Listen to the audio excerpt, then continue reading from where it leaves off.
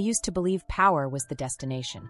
That if I broke enough men, conquered enough egos, owned enough moments of vulnerability, I'd finally be untouchable. That I could stack their moans and sobs like bricks and build a fortress around the softest parts of me.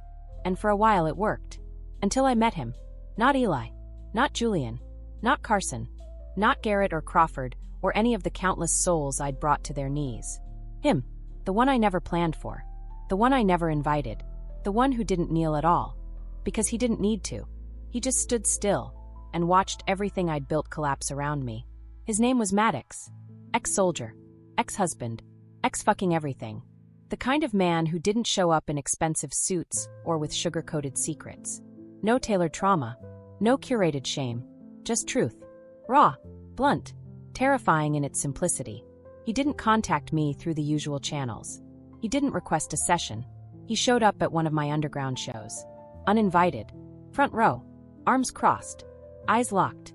Everyone else in the audience was squirming. Awestruck. Aroused. Maddox sat still. Silent. Watching like he'd already seen the end of the performance and was just waiting to see how long I could pretend it wasn't over. After the show, he found me in the dressing room. No knock. No apology. Just opened the door and stepped into my space like he was born there. Nice act, he said.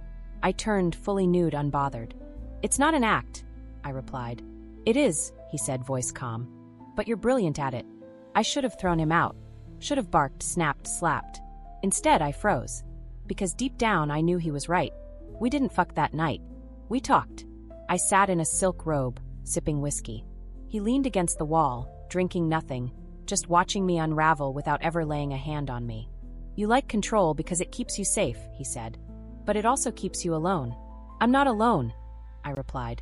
Name one person who knows your real name. I went silent, and he just nodded. Over the next few weeks, Maddox became a constant. Not in my sessions, not in my dungeon, in my life. He'd meet me for coffee, walk with me through abandoned city blocks at night, sit with me in silence while I stared at nothing. He never touched me, never asked to. He just existed beside me.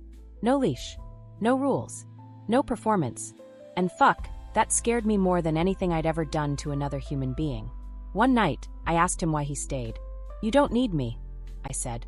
He smirked. That's why I stay. Everyone else needs something. You're the only one brave enough to pretend you don't. Pretend? Yeah, because you do. You need to be seen, not worshipped. Seen. His words hit like a crop across the spine. That was the first night I cried in front of someone. Not in a scene. Not in control. Just me. I collapsed into him, sobbing so hard my chest felt like it might tear open. He held me. Quiet. Still. No words. No advice. He let me fall. And didn't try to catch me. Just stayed.